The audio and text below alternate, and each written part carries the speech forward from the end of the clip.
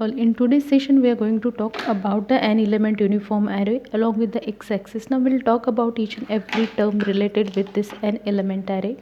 So here we are interested in obtaining the total field at very distance point, which is nothing but the point P. So here, to understand how that particular field will be there, first we'll take the example that we are having a 4 element array. So this 4 element array will be like this. Suppose this is nothing but the x-axis, and where you are placing that 4 elements 1 2 3 and 4 along with this particular axis, and you are considering that your first element is nothing but the reference element. So I have taken my one source as a reference. So 1 and 2 will have a phase shift of psi, 2 and 3 they will have a phase shift of psi, then 3 and 4 they will have a phase shift of psi, as we are considering that there is a progressive phase shift. So I can say this diagram is nothing but the phasors of individual element. Now here, whenever we are talking about the total field, it is nothing but the addition of each and every, I can say, field over there. So I have considered here that my source 1 is nothing but the reference.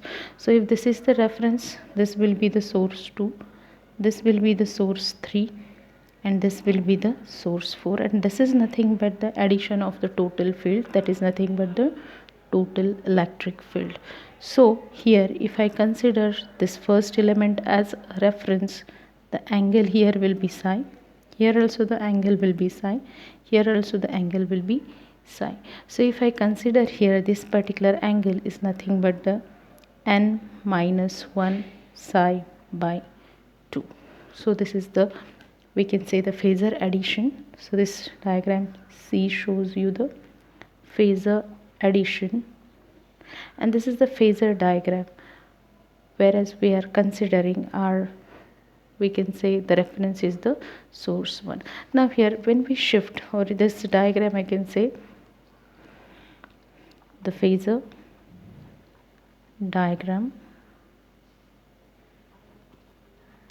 for source 1 as a reference. Now what will happen if we shift the reference to the center of that particular array? So here we'll consider that our array is of a 5 element array. So I can say this is my, I can say, line, this is my element 1, element 2, element 3, element 4 and element 5. Now my reference shifts here to the center. Now how that particular things will happen in this particular case we will see. So here my 3 is nothing but the reference, so this is reference 3, this is 4 and this is 5, whereas this will have 2 and this will have 1. So 1 2, and we know that there is a progressive phase shift, so that's why it will be minus psi, it will be minus psi, this will be plus psi, and this will be plus psi. So I am considering here my reference shifted to center element, which is nothing but the element 3. Now let us talk about the total field. So here I know that my reference is a element 3, so I will consider this is element 3, then my element 4 will be here, element 5 will be here, similarly 2 will be here, and I can say my 1 will be here, and this is nothing but the total E, or total electric field, because of this one. So I can say this is total E, and in between these two I have a psi angle, in between these two I have a psi angle, and in between these two also a psi.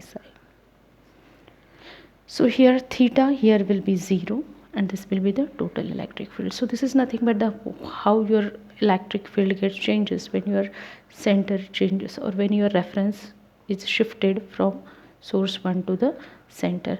Now let us talk about the properties of the radiation pattern. So here, properties of radiation pattern. Now, as we have already calculated the array factor in the previous sessions, we know that AF, that is array factor, is nothing but the 1 by n sine of n psi by 2 and sine of psi by 2. For small psi, suppose you are having a very small value of a psi, so using the approximation here, when you are using a very small value of a psi, your sine of psi by 2 is or tends to psi by 2, and that's why array factor here will be explained or expressed in psi by 2 divided by n psi by 2. This is applicable only for a very small values of the psi. So here when I am talking about the null directions, as we have already gone through the null directions, we know null directions where are there is zero field observed. So first we'll talk about the null directions for an element array. So null directions, we'll say this is 5 0, so it is the direction there is zero field observed. Now here, if I am saying that this is the direction where I am observing the zero field, means as we have calculated already the array factor, we can say this will be the 0. So here I can say sine of n psi by 2 must be 0. Okay, but sine of psi by 2 is not equal to 0. Now, or you can say in other words that n by 2 psi, I'll say 0th null plus minus n pi. Okay, so or in other words n by 2 beta d cos of psi, sorry this is 5, 0th null plus alpha is equal to plus minus n pi. Okay, so this is the condition whereas I'm getting the 0 power. So here we know that sine of 90 degrees is not equal to 1, so I can say n by 2 pi to have a 0 value must be plus minus n pi. That's why if we put all that values over there, we can calculate cos of 5 0th null is equal to 1 upon beta d plus minus 2 n pi divided by n minus alpha. Or in other words, you can rearrange the terms to find out the null directions, whereas you are getting 5 0 n is equal to cos inverse of 1 upon beta d minus alpha plus minus 2 n pi divided by n. So this is nothing but the null directions for an element array. Now here we'll talk about what do you mean by n. So here n is equal to 1 2 3 and so on, but this n should not be equal to n 2n and 3n. Okay, so this is all about the conditions which you may put for the null directions where you are not having any power, so 0 power. Now here we'll discuss why n is not equal to 0. You have taken n from 1 to 3, so when n tends is equal to 0, psi will be 0 and sine of psi by 2 is equal to 0. So the condition in the equation will not be satisfied. Now why n is not equal to n 2n 3n? Now if we consider the case that whereas we are having n is equal to n, then n by 2 psi will be plus minus n pi, or psi will become plus minus 2 pi. Now here if this is nothing but the value of psi, now this value of psi gives you sine of psi by 2 is equal to sine of plus minus psi, which is nothing but the 0. Now resulting in denominator of the equation equal to 0, so that null condition is not satisfied. So denominator 0, null condition will not satisfy.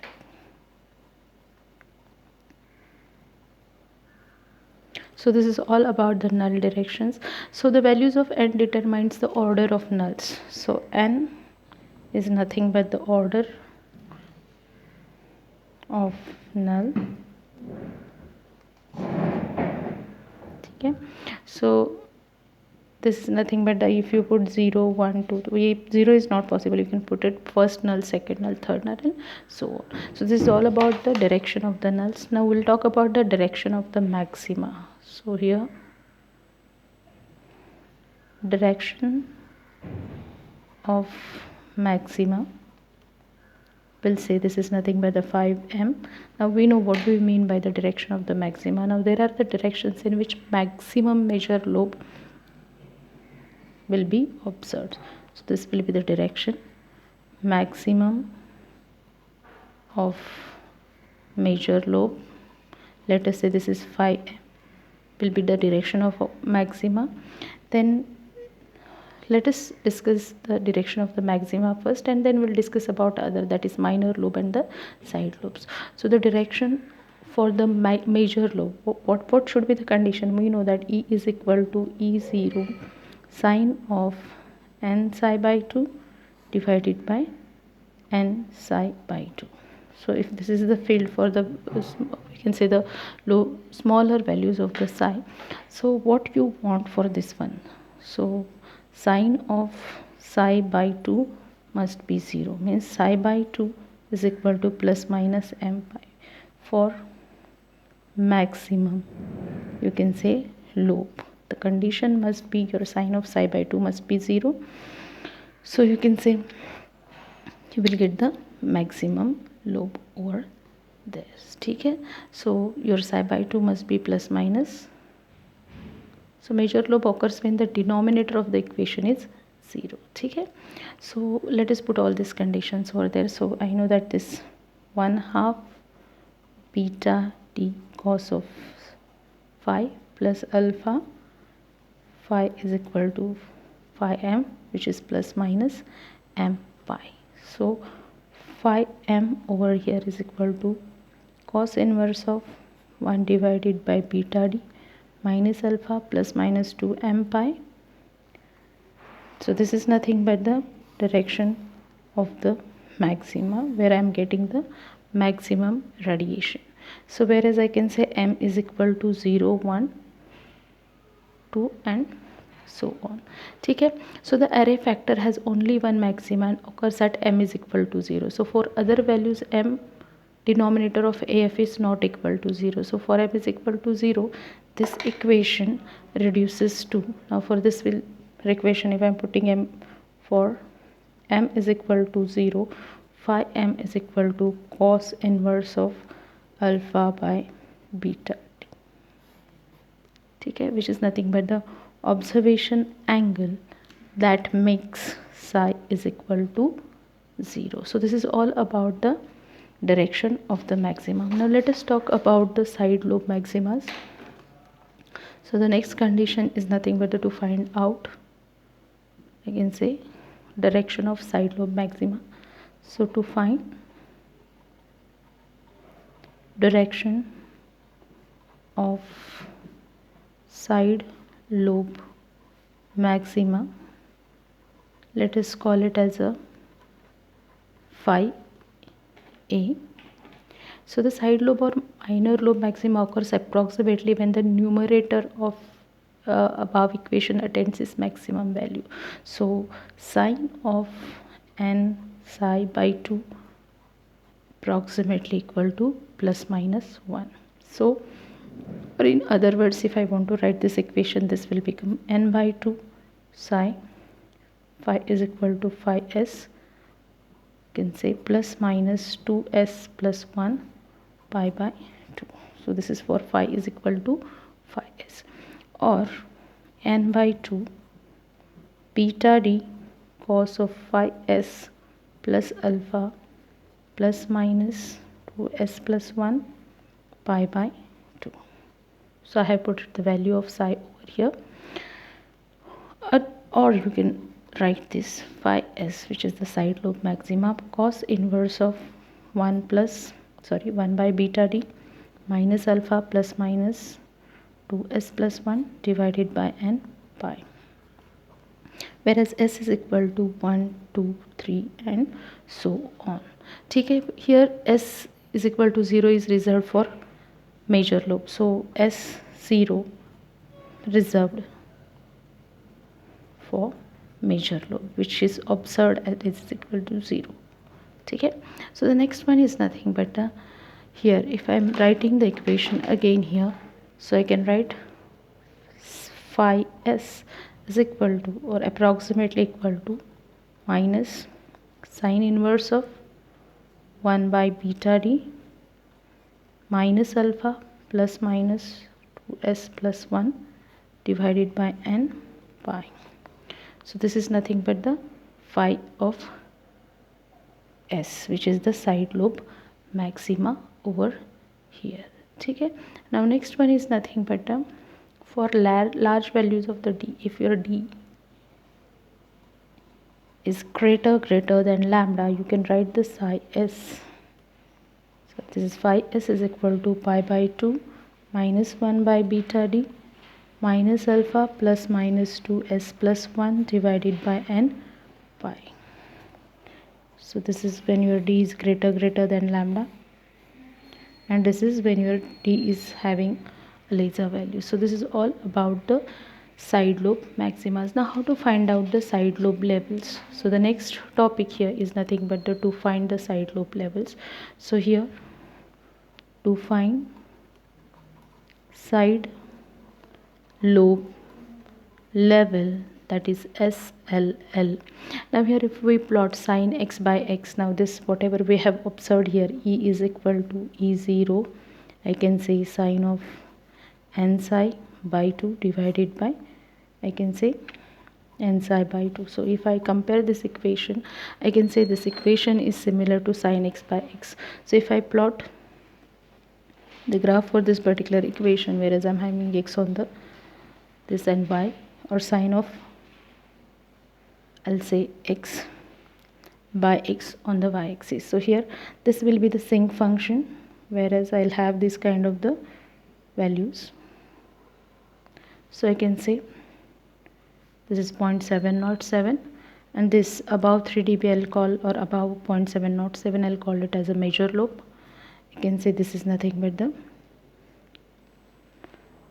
minus pi to plus pi.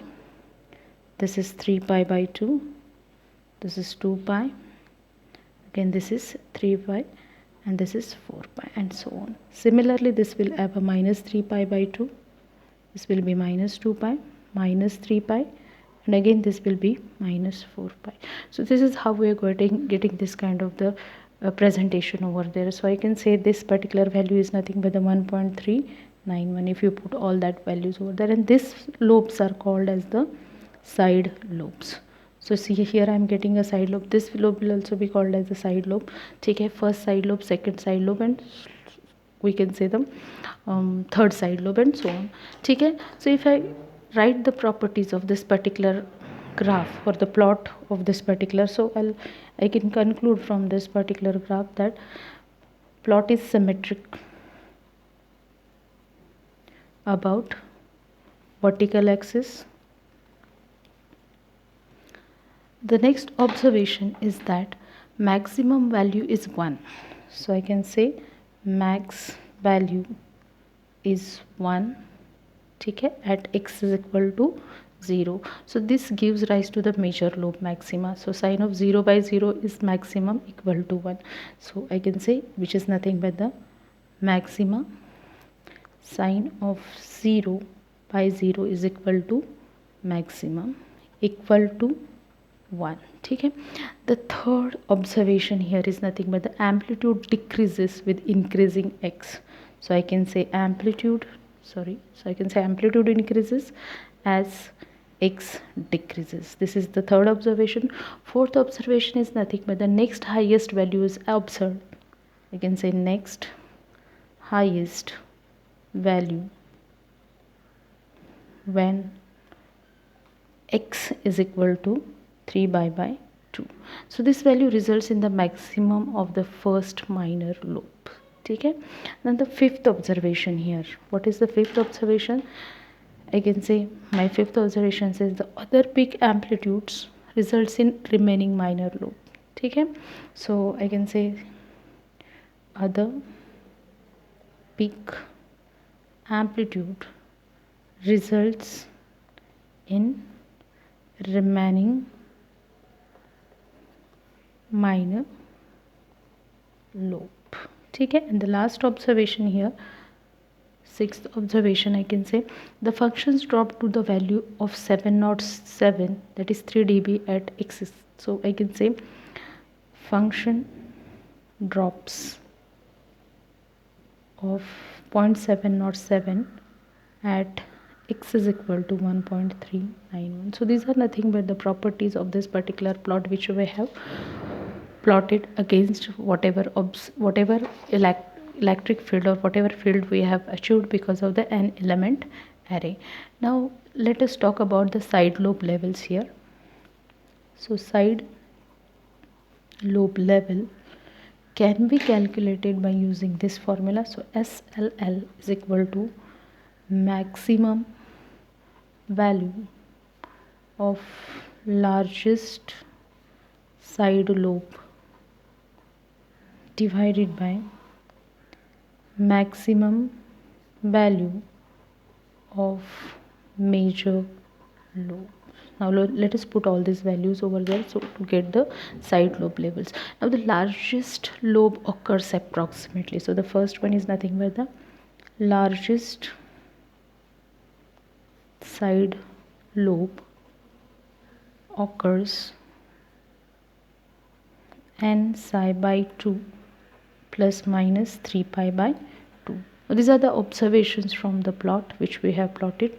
That is, I can say n by 2. I'll put the value of psi which is nothing but the beta d cos of phi plus alpha at phi is equal to 5s, which is nothing but the plus minus 3 pi by 2. Now let us solve this particular equation further to get the side lobe levels. Or 5s approximately cos inverse of 1 by beta d minus alpha plus minus 3 pi by n. So this is nothing but the side lobe levels. Now I'll just highlight this one which is nothing but the side lobe level. Now at this angle we can calculate the array factor using previous equation. So how to calculate the array factor? So array factor at phi is equal to 5s is nothing but the sine of n psi by 2 divided by n psi by 2. So which is nothing but the 1 pi 3 pi by 2, which is 2 by 3 pi, which comes 0.212. So if I am interested in writing this particular array factor in the decibel, it will be in dB AF is equal to 20 log 2 by 3 pi is equal to minus 13.46 dB. So I'll write it in dB, that is minus 13.46 dB. And if it is not in the dBs, it will be 0.212. So this is all about the array factor for this particular. So we can conclude the maximum of the first minor lobe of the array factor equation is 13.46 dB below of the maximum of the major lobe. So here you can write here SLL is minus 13.46 dB than the major lobe. Next one is nothing but to find out the half power beamwidth. That this is very important parameter when we talk about the antennas.